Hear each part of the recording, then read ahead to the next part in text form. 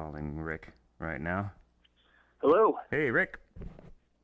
This is How Burl. are you? How you doing, bud? Yeah, doing well. Good, good. Um, I know you're busting ass today. So thanks for fitting me in. No problem. Yeah, cool. Are you guys getting rained on over there this spring in a big way like we are? Yeah, Gee. maybe not quite as bad as you guys, but yeah, it's more often than not. We'll get a little break for a day or two where it seems like spring Uh-huh. is really here, and then the overcast and cold rolls back in. Crazy. So the grass is probably kind of losing it, right? Actually, just in the last week and a half, 2 weeks, it started to pop. Oh, We've okay. had enough sunshine and enough warmer temps that it's kind of taken off. I get you. Yeah, it's kind of taking its time here too, really. I think Yeah, it's been a really strange spring. no doubt after a killer year on the snow. Yeah, yeah, no kidding. That was super awesome. Okay, so one more question that's not on the list here. What's Nate Peck up to these days? Ah, so Nate, um, he was fighting fire. That was kind of his main gig. Mm-hmm. He was a full time seasonal wildland firefighter. He actually was running helicopter crews was his last gig. But about a year ago, maybe a little over a year ago, he took over a coffee roasting business. Oh wow. So he and his wife's parents own an orchard up in Kettle Falls, Ah, okay. and they had kind of more of a hobby business Uh-huh. with the coffee roasting. Uh-huh. And Nate and his wife Carrie have taken it over, and they are turning it into a real business. Right on. So he's been super busy with that. They've moved into a much larger facility and Cool. working on a whole new marketing approach. And, pretty cool. Very They do cool. some neat things. It's called Crandall Coffee. Crandall? Yeah. Yeah, Crandall. Cool. Right on. They have a little cafe going and stuff, like a taste. I don't know if they have a retail space yet. They're mostly doing. I mean, they do a lot of wholesale, but they also do a fair amount of retail online. Oh, cool. Right on. Well, that's great. I haven't seen that guy in a long time. Yeah, he's doing well. Things are going good. He's learning a lot. He calls me up every month and a half, 2 months. He's like, "Hey, it's got some business stuff to kind of quiz you about." Doing well. He's gung ho, going 110 miles an hour, and they've got their son just turned 2, so he's got his hands full. Very cool. Very cool. And judging by your truck, I think it seems like things are going pretty great for you too.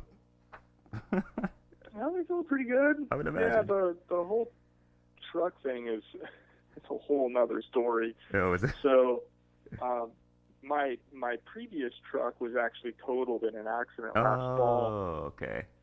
Yeah, I had a driver cross the center line and hit me head on driving Dude, I'm down the glad you're mountain alive. at the end of September. Jesus. Yeah, I feel very, very lucky. If I hadn't been in my truck, it may not have ended quite the same. The other Oh, driver God. didn't survive her injuries. Oh my God.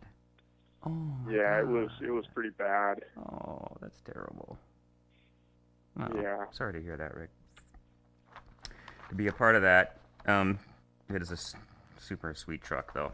I'll have to say it's like a tribute, perhaps. Yeah, I'm enjoying the new truck a lot. It's Yeah. pretty nice. Cool. Oh, I'm sorry. Can you hear me okay? I'm forgetting to hang on to my phone. Yeah, I can hear you great. Okay, great. We're good. I have all kinds of recording gear spread around me here, so I'm getting this on tape or digital, and then Cool. and then I'll send the whole thing. Actually, I put it up on YouTube privately, and then I send a link to my transcription service, which is rev.com. They're amazing, and then somebody somewhere in the country or the world hammers it out, and they send me a transcript. and then I take the Wow, that's quotes. cool. Yeah, it's so great. And then I grab a highlighter and with the transcript and just like pull out quotes and move them around and you know do all that kind of stuff and then out comes the piece after a couple hours of working on it. So Awesome. that's how it works. Um, so I'm just gonna fly through the list here. Great. Starting with where did you grow up? So yeah, I've always been an Eastern Washington resident. Grew up in Spokane and Colbert, which is just north of Spokane. Okay. So that's always been home for me. Right on. And where did you first, or when and where did you first slide on the snow? So I came from a skateboard background. Ah, I and knew my it. First snow sliding. Yep. All the way through the early and mid '80s, skateboard kid. Mm-hmm. My first on snow experiences were actually taking old skateboard decks to the hill across the street from my parents' house, and you turn them around backwards because they were directional, and you use that tail as the nose to get up on top of the snow. And yeah, that's how I started out snow sliding in the '80s, and then rented my first snowboard from a local skate shop. That old Sims Switchblade. Actually, got to get on a board that would get up on top of the snow easily, and you could sort of make turns on. And of course, boots were just Sorel. And, right. You had every snowboarder had a roll of duct tape in their bag to wrap around the cuff of the boot to give you a little extra support. That's how my snow sports career started out. My first resort was Mount Spokane. It was fairly close to where my parents' house was, where I grew up, and so my first on snow experiences on a mountain were at Mount Spokane. And, I was hooked. There were no real lesson programs, so it was just go out and figure it out on your own. We were barely allowed to be on the mountain at that point in time. I remember those days. I do. Yep. At Stevens, that it wasn't quite a band, but it was what it was. Yeah. At 49, when I first started riding there, which was, maybe a season or two into it, had a good friend that lived out north of town in Clayton, and that was, where they always went. So went up there with him, and you had to go through basically like a certification process to be allowed to ride the lift as a snowboarder. Okay. So there was this orientation that you had to go through to prove that you were safe and that you could control the board and that you could load and unload the chairlift safely. And you had to show your little ID card every time you got on the lift as a snowboarder. I still have mine. Oh, you do? Oh. I do, yeah. I ran across that a couple years ago. That's something I'm going to hold on to forever. For sure, man. So, and there must have been like a tight little tribe of a community up there with that kind of protocol that you had to go through. It was a fairly small group, in comparison to today's world. It would be like, the number of snow skaters that we see today. It's a fairly small population compared to the rest of the users, for sure. Yeah, well, it's fun times back then. On the tip of the spear. So, how did you get into teaching? My first intro to teaching. So my best friend's older brother was a snowboard supervisor at 49, and by that time I kind of started calling 49 home, and we were going up there as much as we could. And occasionally we'd carpool with my good friend's older brother, and kind of hanging out, watching that whole process, and started asking him questions on the drives back and forth to the mountain. What's it take to become an instructor? I'd always kind of had that sort of background that always wanted to help people progress at whatever. And it was pretty natural for me. You know, I'd been helping friends kind of learn, and but that was my first taste of real structured teaching. And they were halfway through their new hire process at that time, and he's like, well, you know, we're a little late in the game, but we might be able to catch you up. So I jumped in with both feet, and right on. I was teaching that same year. Right on. Is that early 90s? That would have been, probably, well, this was my 20th year, so, nice. 96-ish. Nice. Mid-90s, kind of. Yeah. Yeah. Very cool. So snowboarding was, by that time, pretty solid, pretty established in 96. Yeah, it was, it was, had a good foundation. You know, a lot of kids coming into the sport. Yeah. You know, a lot of the instructors that were coming on at that time were local high school kids, and they were, you know, snowboarding was fairly established and was progressing really quickly. Yeah, it took off like the aforementioned wildfire. And then Pipe and Park got in there, and it was like, hang on, it's taken off. Seemed like it was taking over the world. It was pretty. It did, it was cool. Yeah, it really did. Yeah, it was all in the culture. What's your role? And two questions here, kind of in one. What's your role in the division now, and what's your role at 49 Degrees? So my role in the division is the chair of the snowboard committee. I'm also a snowboard division clinic leader and examiner. Gotcha. And then at 49, and I'm a board member as well. Yeah. That's right. At 49 Degrees North, my official title is Director of Skiing and Snowboarding and Director of Freestyle Terrain. But there's quite a few of us that wear a lot of hats. Okay. So I run all of our ski school programs. I run our entire terrain park program, do a lot of the building for that, run all of our park-related and kind of youth-oriented events. So things like slopestyle, border cross, bank slaloms, rail jams, anything kind of in that world. I oversee kind of from ground up, start to finish. Yeah. And I run most of our social media. So I do a couple things. It's pretty big admin umbrella you're under there, or overseeing, I should say. Yeah, I've got a solid crew around me, and you know, we're lucky to have some great senior staff members, and I've got a great ski school staff. Right. So allows me to be pretty flexible with what I'm doing and jump around to different things. Super nice. Is it? Oh, if you were able to draw an average of the age up there, are we looking at, it's like Mount Baker, we're very youthful up there with the college. We're very few, more senior type instructors. What side of the demographic do you skew to? With staff? Yeah, your staff.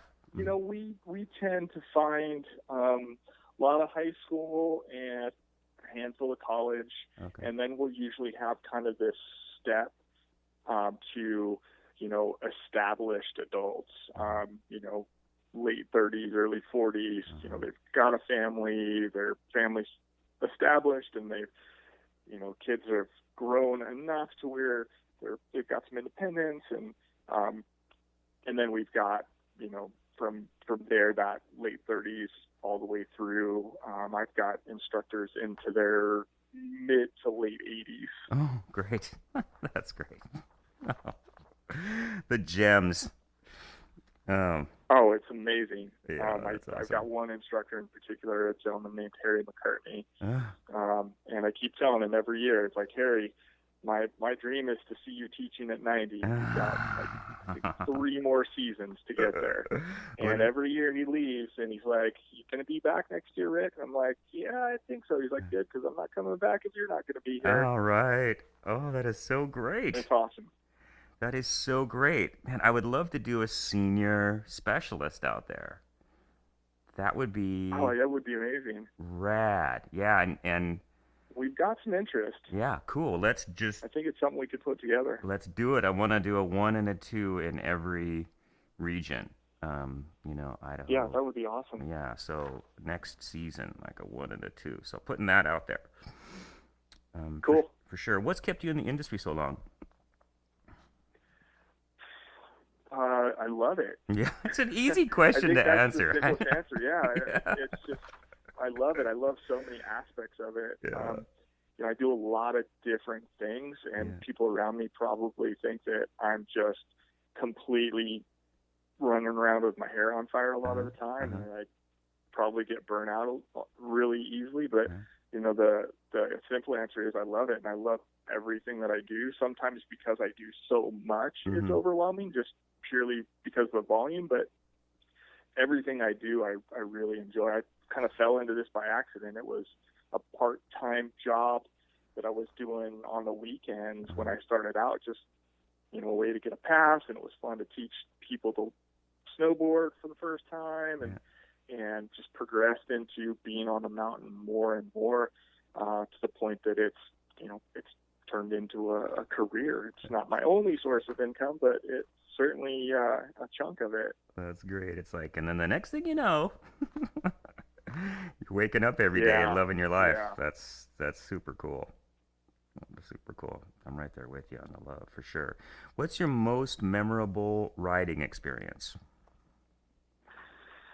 That's a tough one. We as human beings often kind of look back on the things that stand out a lot to us are those scary moments, or those moments that maybe we kind of focus on negative sometimes. So my first initial thought, like most memorable thing that stands out to me the most is getting caught in a slide at Mission and the bomber chutes. Okay. Just because it really made me rethink some things. And I had a respect for the snow, and I had a respect for the terrain, but until you've been in a situation like that, and really kind of have that scary moment, where it becomes really real,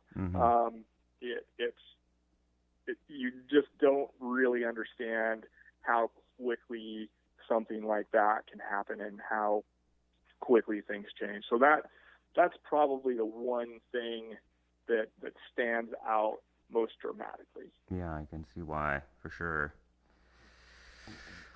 Life altering experiences indeed have a tendency to stick out. That is for sure. What's your most memorable teaching experience? Another tough one. There's so many awesome moments. The one, when I sat down and thought about it, the one that really kind of jumped out at me is probably 15 years ago or so. We didn't really see a lot of really young kids, and I got a lesson with a 3-year-old snowboarder. I don't remember his name.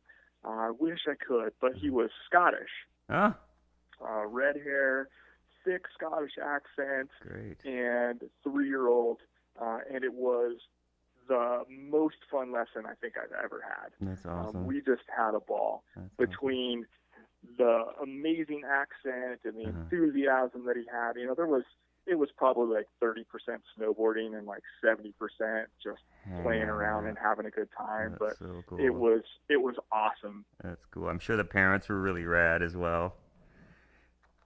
Definitely, yeah. On a tour. I got to get over there, man. I do.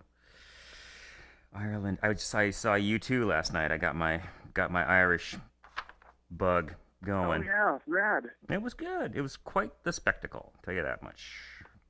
But it was good. I think I know somebody else. Where was that at? It was at CenturyLink. Tara was there. CenturyLink, yeah. One of the gals that mountain bikes with us, she's actually a patroller at Mount Spokane, I think. Yeah, she was over for that. Put some pictures up on social media.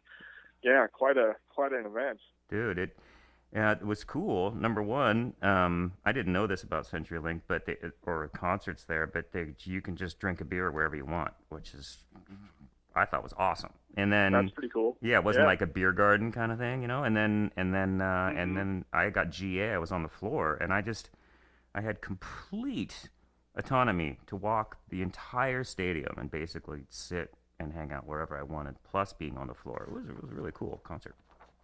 Very cool. It worked good. I like that. Yeah, That stadium's awesome. it was. I've Yeah, never been to an event like that. We've been to a bunch of football games and a couple other things, but never been to a concert or a show of any kind there. check it out. It's they do a really good job. Tom Petty's coming. I I'm bet. gonna catch that too. Okay, Cool. so yeah, so we'll get a little more technical here. How do the snowboard fundamentals mirror or don't mirror the five alpine fundamentals? Good question. So the snowboard fundamentals probably have more similarities than differences.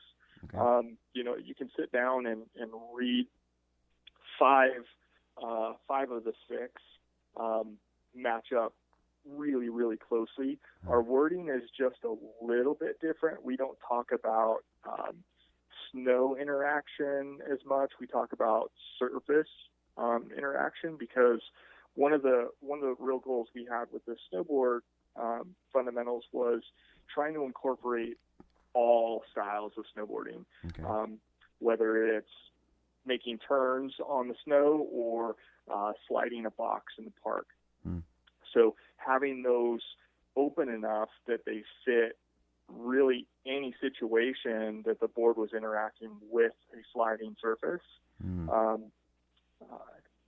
We had to open up the terminology just a little bit, but like I said, I think you can find a lot more similarities than differences. And then we have one extra, and that extra is relates to torsional flex in the board. We can actively twist the board between our feet because of our 2 points of connection, and that is a performance difference. So we had to have a fundamental that related to that because it's something that we use very actively and very regularly. Copy that. That's a big one for sure. So I think what I'm going to do, Rick, actually, is put a QR code in the article and have it to a link to, where people can side by side look at them with just a quick That little would be awesome. digital jump there. So yeah, I'm going to do that. Okay, cool. What common versus different skills exist in the two disciplines? Common versus different skills. So again, way more similarities than differences. Mm-hmm. In fact, I think on the Alpine side, they've started to look at things more like we have been looking at them for a long time. So we talk about, flexion, extension, rotation, exactly the same. Balance hasn't been a skill that we've talked about for a long time. And, the big reason is for us, we always looked at it like balance was an outcome. And that's kind of where Alpine has circled back around to now.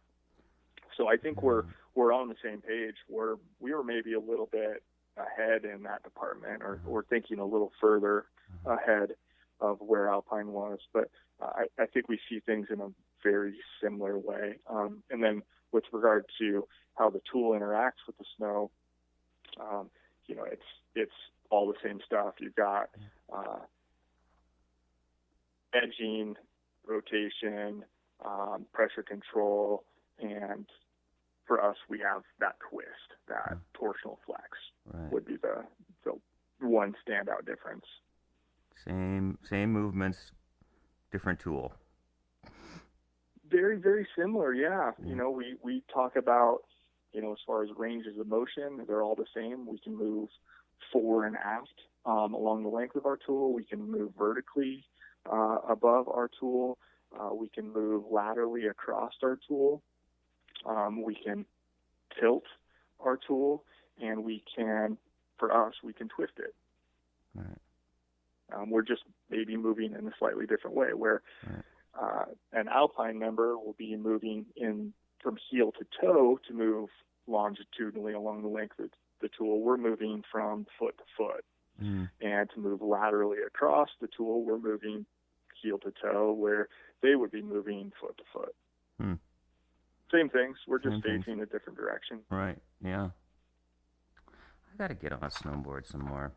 Come over and have you give me a lesson sometime.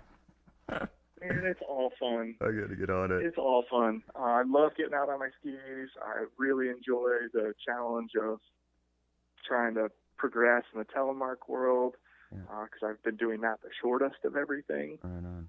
But it's all fun. Yeah, just a great way to get outside for sure. So this absolutely. So this question is kind of interesting. Have you seen an impact on snowboarding due to to Alpine's newer technical options in ski technology? So freestyle twin tip rocker. Has there been an impact on snowboarding as a result of what skiing has done over the past 10 years? Mm-hmm. Yeah, I don't know if it directly relates to the technology that's moved into the skis, which a lot of it kind of comes from the snowboard world. Absolutely. Thank you, guys. We've had Hey, you're welcome. It's all good for everybody, right? Yeah. So things like, not to say that there hasn't been alternative camber profiles. In fact, I think we can thank guys like Shane McConkey for pioneering a lot of that with reverse rocker skis like the Spatula from Volant. So it's not all from the snowboard side, but we do tend to play with shapes. We tend to play with camber profiles. We tend to play with side cuts. I think it's cool that that's being adopted by other sports, because I think it makes for different options and more fun in the long run. I think there has been an impact on the snowboard world, but I don't think it relates necessarily specifically to that technology moving into skiing. I think it's kind of one of those cyclical things where, Alpine was a little bit stagnant for a while, and then snowboarding came onto the scene and kind of blew up, and there were whole generations of users that had never been on the other tool. Yeah. And then we had people that had been on skis their whole life that were looking for a new challenge and a new experience, that were jumping on snowboards. Now we're seeing the reverse of that start to happen. People that grew up snowboarding and had never skied, they're like, hey, I want to try something new, and there's these cool new skis out there. And I will tell you from my personal experience, getting on a pair of big, fat, twinish POW skis, it is the closest that I felt to snowboarding not standing sideways. Yeah. So you get a lot of those same sensations because of the technology and the tool, but I think a lot of it just comes down to, I want to try something new, and skiing is new for some people. Yeah. This gear is great now. The ski gear is just, God. And back in the day, it really kind of comparatively sort of sucked, But now it's just like, oh my God, this is, the fatter skis and skis that are made for, kind of purpose-built stuff. It's gotten fun for sure. Well, and you know this as well as I do. I mean, they're almost too good, right? People can get out there, and the ski makes it so easy that people end up in areas that maybe they're not ready for skill-wise yet. So I think our jobs are still safe, but there are definitely people that are learning, progressing much more quickly than back before this technology was in the equipment. True that, big time. We in the kind of the backcountry side of that, we see that up here at Baker all the time. That. We're so close to the backcountry that it's so easy to access, and the equipment is so readily available. We really push the education in our staff room and all around the lodge You really can't have an excuse for not getting in a class now. We've made it very, very easy to take a class. It is really scary out there, as you know, having been swept up. Absolutely. Yeah. Yeah, and you don't have to be outside of ski area boundaries for scary things to happen. I mean, you guys know, and we've had almost every resort's had experiences with tree well deaths and things like that. Jeez. It's scary. You know, we have a good snow year, and there's more risk out there. You're all getting after it, and yeah, things can happen. Things can happen for sure. Moving on, how is the Riglet program altered teaching new snowboarders to the sport? The Riglet program. So the Riglet program is actually a specific to Burton program that schools have to go through a process to be technically labeled as a Riglet school. But that approach and the equipment that's been developed as a result of what companies like Burton are doing definitely filters down throughout the rest of the industry. So even if you're not a Burton rental shop and you're not connected to the Burton Riglet program, I think you're still seeing the benefits of a lot of that stuff. I think for me, the biggest thing is the improvement in equipment. 5-6 years ago, you put a 5-year-old on a snowboard and they weren't going to be able to bend it. They weren't going to be able to roll it on edge and get it to make a round turn using the side cut because the equipment just wasn't developed in the same way for that size person that older kids and adults were using. And you see the same thing on the alpine side. You know, the boots aren't soft enough and skis aren't bending quite as much. I think we're starting to see that improve. But I think Burton really led the charge in developing boards that kids could really develop skills on. And those snowboards are amazing. They have a much thinner core profile. The boards actually bend with, a 40, 50-pound kid on it. They can flex the boots but still have support. The bindings fit the boots better, and they can get in and out of them on their own. Boards have, a slight convex to the base so that those edges are just a little bit off the snow when they put it flat, so they're not hooking edges constantly. Those technological advancements in equipment, I think, have changed the game in allowing kids to learn to snowboard. Which areas have a Riglet program in the Northwest in our division? That's a good question. I don't know if anybody has a full-blown Riglet program. So you've got to be a full-blown Burton rental center for kids and adults.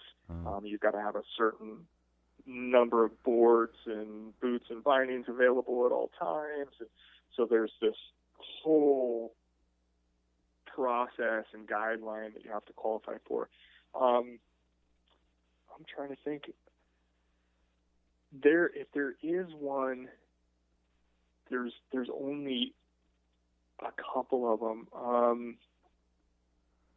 God, I should know the answer to that, but I don't right off the top of my head. I can't think of one that I've seen, but I will look. And I want to say that the Summit Learning Center, and I know it's not called that anymore, they just changed the name of it. I can't remember it right now, but Snoqualmie, I think they've done some stuff. Okay. I think Meadows had been a full-blown Burton rental center, but I don't know if they had a Riglet program. Okay. Maybe Bachelor possibly had done something, but that would be it as far as my short list of places to look at. Everybody, manufacturers have kind of drafting off of drafting behind Burton a little bit with technology. I think in that world, yeah. Yeah, absolutely. We are a full-blown Burton rental center at 49, but Mm. all of our smallest boards are all Burton, Mm. and that's the reason that we did that. Even though we're not doing Burton in our older kid and adult boards, Yeah. my feeling was they had the best offering in the kids stuff. I think we're starting to see Okay. other companies catch up with that, though. Okay. Oh, and so resorts can, without being a full Riglet program, they can purchase just the equipment and the Burton, Yeah. of Yep. course. Yeah. You can Yeah. buy So anything we you want. do those Burton little kids boards, and Mm-hmm. they have some cool things like they do this little device they call the Riglet reel. Hmm. It's essentially a tether that coils up into a little plastic housing Hmm. that mounts on the nose of the board, Hmm. and an instructor can grab that, and it pulls out kind of like an extending dog leash, Uh-huh. Cool. and you can tow the kid around and get him used to feeling what it's like to slide around on the snow without having to worry about speed control or Nice. slopes, Nice. and then you can pull them up those gentle slopes without having to unstrap them or without having to pick them up and carry them around. Yeah. It just takes a little bit of the strain off of everybody. Heck yeah. And yeah. No, sounds great. That sounds great. I'll also put a QR code link up for that as well, for folks who haven't seen that development. How can schools and programs adjust their beginning terrain to be more snowboard friendly for the newcomer? Terrain stuff. So, yeah, that's a pretty broad question, and I think it applies to more than just a specific demographic. It's not just snowboard, it's not just ski. I think the introduction of terrain-based learning programs have really kind of pushed resorts to create more accessible terrain that's easier for people to get on and learn through an experiential type of program versus, a very strict progression-based program. Mm-hmm. When you sit down and talk with people that have experience with terrain-based teaching and how those different components tie in, Mm-hmm. And then you sit down and talk with veteran instructors. Mm-hmm. Veteran instructors have been using those techniques for a long time. They were just seeking out that terrain on their own. They were finding those natural rolls and dips and crests and things that would help their students feel those things with the least amount of effort. And terrain-based teaching is more about bringing that all into a smaller space that's easier to find, easier to get to, and has very clear kind of instructions of this is what this is for. Someone can slide up to it and just point their skis or point their snowboard down it, and they're going to get that sensation and that skill development component without a whole lot of verbal back and forth between an instructor and them. That's not to say that instructors aren't a key part of that learning process still, but the idea is take the fear out, give them the sensations, allow them to move, and then we can get them out onto the hill after they've got the skills, rather than trying to learn those skills on the slope with other things that they're worrying about in the meantime or in that process. It neutralizes the fear element.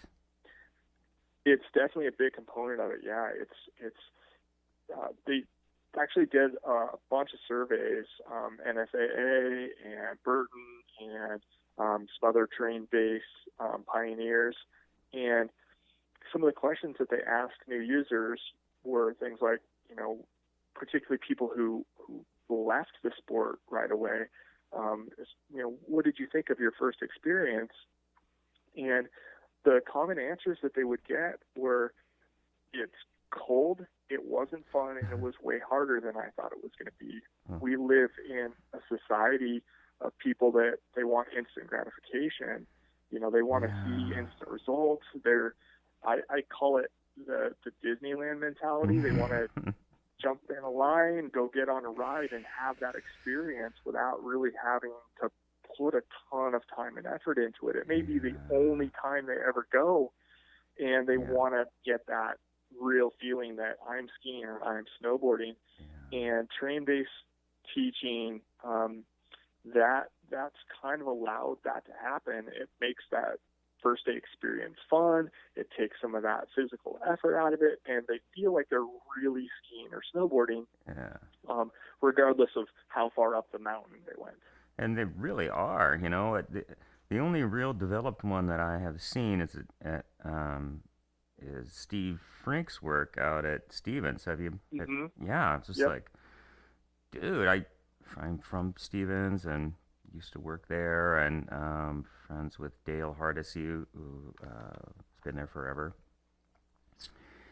And he's a trainer there, and I was asking him about it, and he said that they cut their lesson time down to, gosh, I think it's an hour and 15 minutes or something. Maybe they were 2 hours and they cut it back to an hour and a half. But I almost think it's less than that. I almost think it's an hour. And he says we're having more success with less time. It's just like, whoa, you know, really effective. I think people are getting to the lift, on their second lesson. They really pushed the package, the 1, 2, 3 package out there, and said, yeah, people are pretty much hitting the second hour, and they can do that second hour right away. They don't have to go home and come back another time. Just get right on it. The resorts that have implemented that full-blown program, and it's not just having that terrain there. They've restructured how they look at lessons and how they staff it. It might be a station type setting versus one instructor working with a group through each step of the process. But the resorts that have implemented those full-blown programs typically have seen a much higher conversion rate in people coming back for additional lessons and staying in the sport. It's pretty amazing. You make it fun and make it easy, and they're going to want to do it again. They're going to do it again, yeah. And I don't know what their rate jumped up to. And they didn't win the Conversion Cup this year. I think that went to Mission, but they've definitely seen a big bump in their conversions for sure. I would think. Yeah. Oh, and speaking of Stevens, how about Ben Falk making the tech team? It's just like cool. So crazy. I mean, I was there as well as a candidate, and he's a really kind of unknown dude in the Alpine side. And not a staff member, and apparently he just buried it. Wow, that's awesome. Yeah, it's cool. And then Jen. It's cool to see some new blood. For sure. And he's a great. Have you met Ben? I'm sure I have. I don't know him though. Yeah, seek him out. He's a chill dude. He's a really good guy. Great manager. Everyone loves him there. Cool. Super good guy. And then of course I Jen. look forward to meeting him. Yeah, and then Jen. Jen Lockwood. And Kirsten, not Kirsten. How could I possibly be blanking on her name? She'd probably just smack me up the side of the head for forgetting it. Kate Morrell. Kate Morrell. Yeah. Yeah. Duh, Burl, whack. She's a great lady. So we'll go examiner route here. Your examiner hat. What is the first? I know on the Alpine side, examiners are looking at first movement that can be their sort of telltale movement for what's happening in the skier. Their eye kind of shoots to this one spot, and it's different for different examiners. What's your where does your eye I think track? if we're talking about actual movements or body parts, joints. The ankle is a big one for me. Okay. It's we like to see things, or I like to see things start as low at the lowest functional joint possible, just to be efficient and to have that finesse and that fine control. If the low joints aren't working well, then all the joints above there have to do something kind of funky to compensate for that. So ankles are a big one for me. But in general, I kind of look at big picture. I look at what the tool is doing in the snow. Is it doing what I am expecting it to, and how are they making that happen?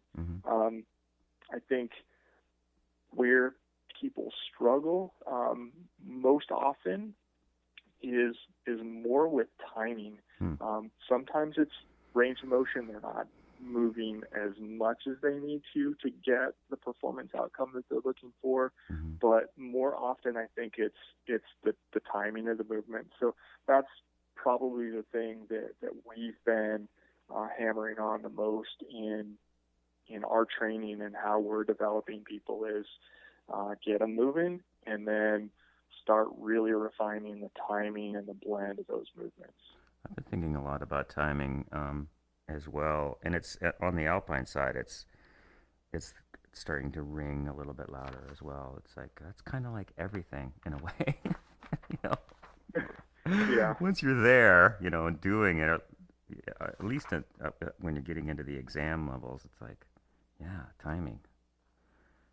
It's key. Yeah, it's so important. Yeah, and we've had some ongoing discussions within the snowboard DCO and examiner staff about how much range of motion is really necessary to show this level of performance and this level of performance. And I think what the majority of us keep coming back to is it's not necessarily about how much range. Yes, there needs to be a certain amount, or within this range of movement, but you don't have to be able to create, say, this angle at this joint to be able to show the range that we're looking for. But we do have to see the timing. If the timing's not there, you can have all the range in the world, and it's not going to work. And you can create a lot of things with the right timing and not a ton of movement. You see it on the snow. You see it in the tool. If the timing's not there. Yeah, it's efficient, and ultimately, as instructors, we hold ourselves to a little bit different standard there. It's not just about can you get the tool to do this thing. It's about can you show something that gets the tool to do this thing that someone else can replicate. Yeah, for sure. There needs to be a visible component there. Yeah. And people can lose track of that sometimes. You can be very athletic and make things happen with that tool in funky ways. But an average person may not be able to replicate that same blend of movements to get to that outcome. Yeah, we're kind of playing both sides of the coin as instructors. We can be subtle, but we also need to be able to be demonstrative. Yes, absolutely. Yeah. So I'm just going to sort of assume that as an examiner, you're looking at the same thing in level 2 and level 3, same ankle, same timing. Yeah, just different bar. Yeah, definitely. The blends get more complex at level 3, and the timing becomes more precise to get the outcomes. We're looking for similar skills and maybe even similar timing on some things, but the way that we explain it a lot of times is we look at the tasks, the list of tasks that we use for level 1, and a lot of those tasks focus on one range of motion or one specific skill, a pressure control move or a tilt move. And then as you get into higher level tasks in level 1, you're going to have 2 two skills that are being blended together. Yeah. At level 2, it's almost entirely 2 and then blending in a third. At level 3, we want to see your ability to blend all of the skills, all of the ranges of motion in really any way that we ask you to, and in more challenging terrain. All the time, all day, ideally. That's the hope, yeah. Yeah, yeah, yeah. Man, those level 3 exams are tough. It's a tough one, you know. They are. For me, as an examiner, I feel like level 2s sometimes are more challenging. Yeah, I feel with the same level way. 3, Yeah, it's pretty black and white. You know, there's a bar that you can very easily, for me, most of the time anyway, you can clearly say, yeah, they're there. You know, are they able to adapt and change on the fly, and can we take them into any terrain and get the outcomes that we're looking for? Level 2 is a little bit more gray. yeah. And I think sometimes examiners, I know I do, sometimes I'm a little bit more challenged with the people that are just slightly above or just slightly below the bar at level 2, especially based on the mix of people. And we never look at the group to define where that bar is, but when you get a different mix, you know, of people, that sometimes makes it more challenging to really define that bar at level 2. I've heard that. I've heard that, and I was shadowing with Jeff Cordell, and I was riding the chair and asking what his process, you know, was. It was early in the exam, level 2, and he says, well, at this point, you know, I know, really looking for the people in the middle. There's this. He's like, this guy, and this guy. They're there. These other guys. Yep. They're not going to have the greatest ride home. It's the guys in the middle. Those are the guys I'm watching for the rest of the day. You know. Yeah, and it's the same for us. It's really easy to pick out the people that are killing it, and it's pretty easy to pick out the people that they're not there. But it's those people in the middle, and sometimes you get a whole group of people in the middle, and then you start looking at, okay, well, this guy's clearly the upper part of the middle, but that doesn't necessarily mean that they're above the bar. You're not there. And that's where things get a little bit muddy sometimes. It's not a curve. No, it is not, and it's a challenge to remember that for some examiners in some situations. And Kirsten brings enough pins for everybody in the group. She's prepared for everybody to pass. That's all of our goals, is that everybody walks away with success. You know, we would love nothing more than give pins to every candidate that showed up for exams. Yeah. That's the goal, for sure. Yeah, ultimately we're just there to evaluate those. So all we can do as examiners is just look at what we're given and define where that is in relation to a standard. Nice. Did you have any of my guys this year in your exam? I think so. Did we? We might not have sent any. You guys didn't have very many people that came out for snowboard exams this year. Last year we may have had. Last year you guys killed it, and I think in general, you know, people ask, you know, what programs are really doing well, and Baker's one of the first ones that I reference. Right on, man. I Thank think you. The training program that's going on there, and from what I've heard on the alpine side as well, but certainly in the snowboard side, is like the community and the involvement and the buy-in that you guys are getting, and you know, probably one of the biggest things is, you know, when Sean sits down with somebody and says, hey, look, you're not ready, you shouldn't take the test, I think that's huge, and that's a hard conversation to have with a staff member sometimes. But when they see people have success that have been green lighted, and they know that when they're told that, hey, yeah, you're ready, that really means you're ready. I think that's paid dividends. I think so too. He had to have 3 of those this year between Kira, Jake, and Sean. Yeah, They yeah, I they did a remember him telling me that. mock exam, and yeah, last year we got 4 guys over, and they were able to use that example. Like this last year, this is what this was the result, and this is why, and Uh-huh.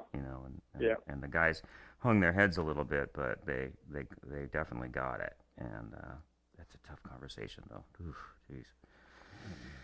It really is. Yeah, it's hard to tell somebody that, hey, you're probably not going to be successful, and I have your best interest at heart. I'm here to help you be successful. This is not going to give you the result that you're looking for. Yeah, it's tough, and it's tough to be on either side of that conversation. It is indeed. Thanks for the kind words there, Rick. We are feeling really great about the way things are going up here at Baker. You guys should be. You should be super excited. You're killing it. Thank you. Yeah, thank you. Great team. Adam on the snowboard side. Those guys. Adam, Serena, up here. Adam Lindsay and Serena Lavriere are my teammates up here. They're amazing. And Sean, man, I think Sean's looking at the staff. I think he's looking at the staff next year.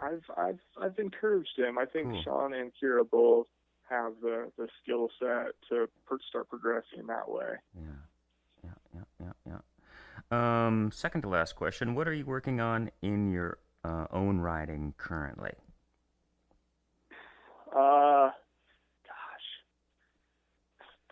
That's a tough thing to answer. Mm-hmm.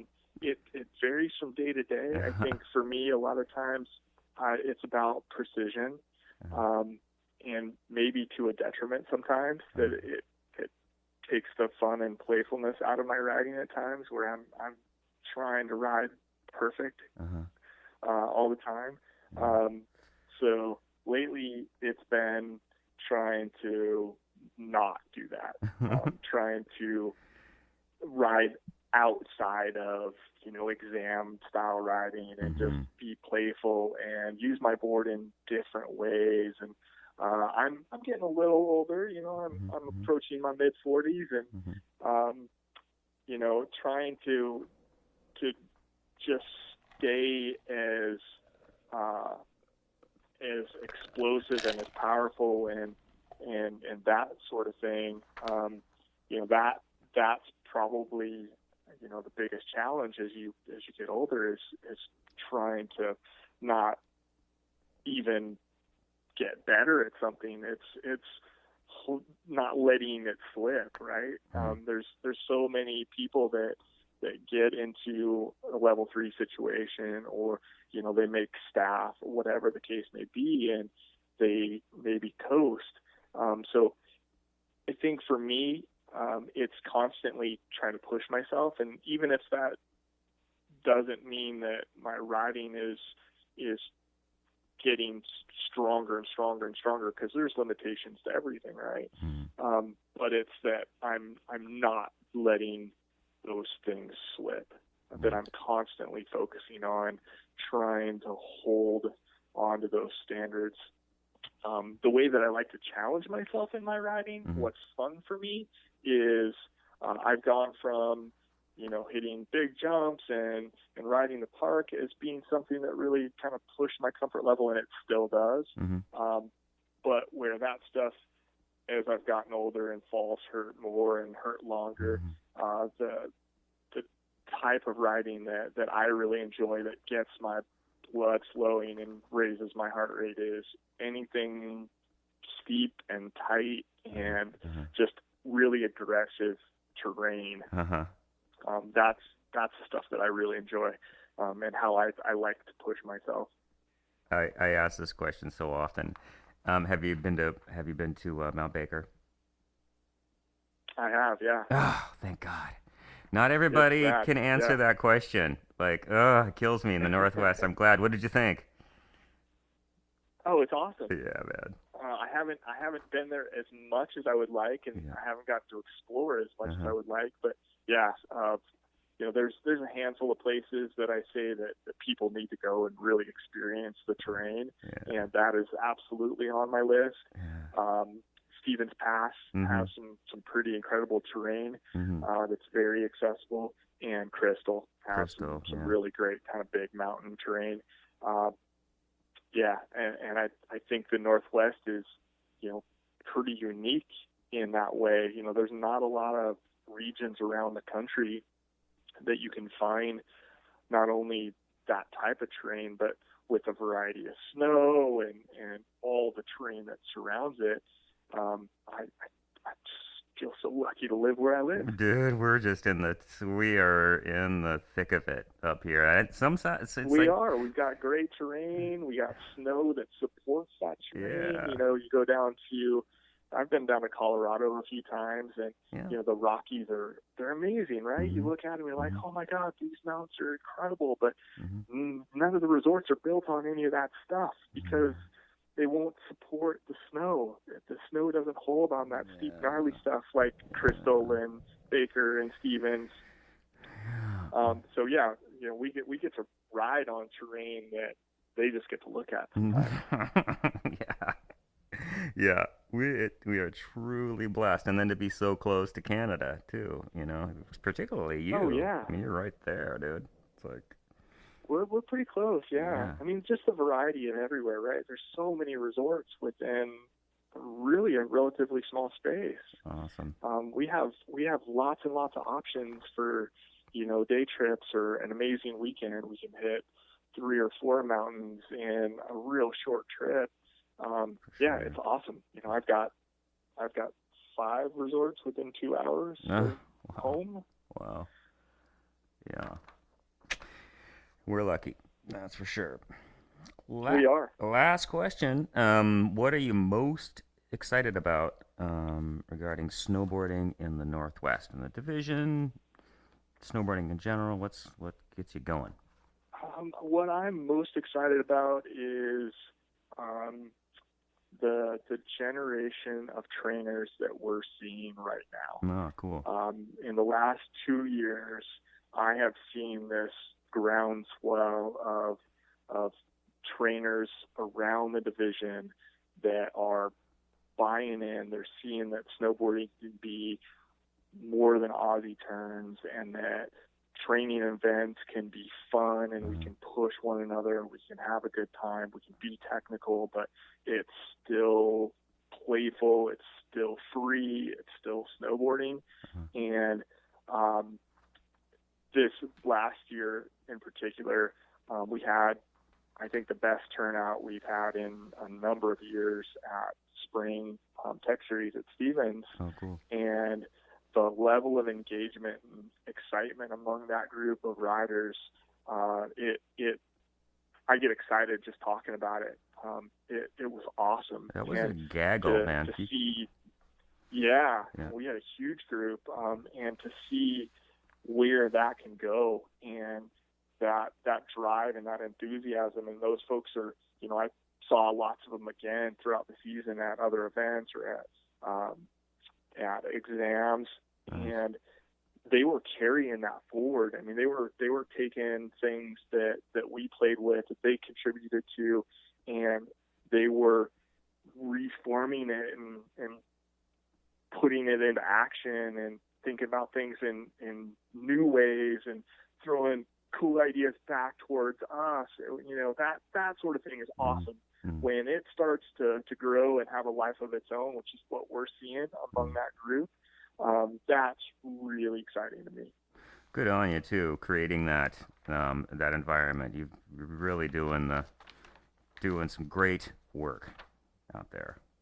Well, that's what we're trying to do, and we've got a great group, and I'm not doing it all by myself. Sometimes it feels like it, but I've got some great support, and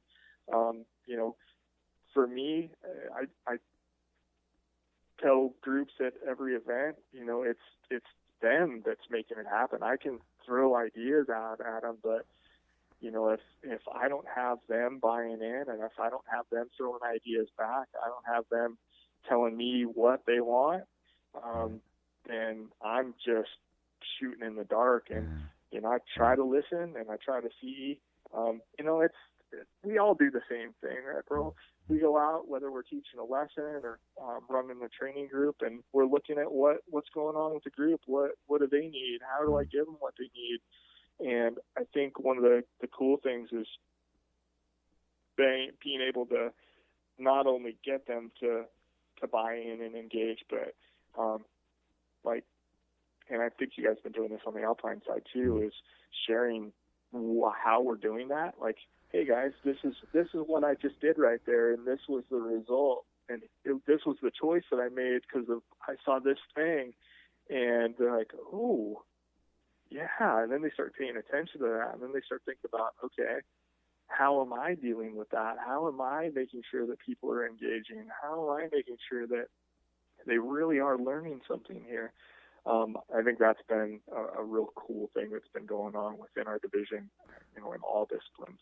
It really seems like the system is working the way that it should, in terms of information and approaches and tactics kind of filtering their way down from the upper reaches of the training staff and the division, the staffers, examiners, yourself. Yeah. Through the staff, through the trainers, right down to the ground, to the ground level, entry That's level what we're instructor. looking for. Yeah. I mean, it seems like it's working, which is great. It does.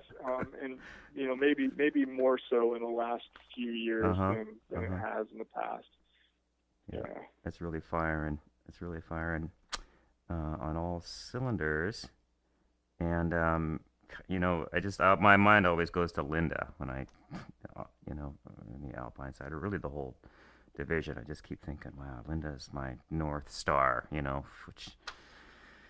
what's she She's doing? got some really cool things in, yeah. Yep. Okay, well, that's it.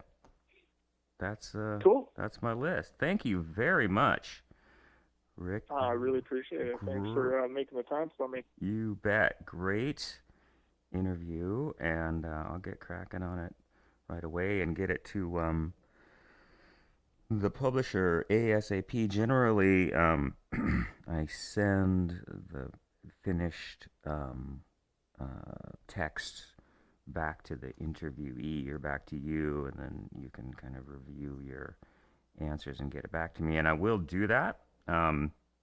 Okay. But I do need to get it shot off pretty quick.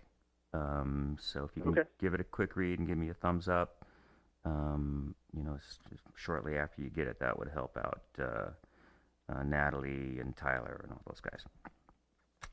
Cool. They're asking me for it. Awesome. Yeah, for sure.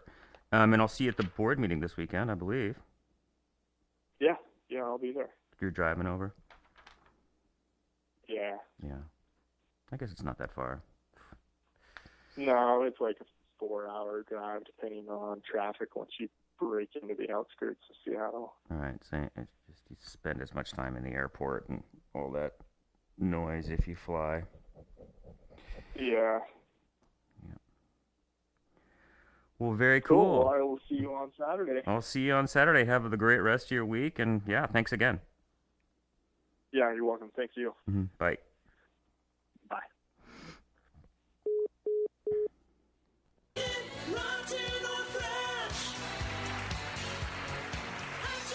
Hatchery Shed 125.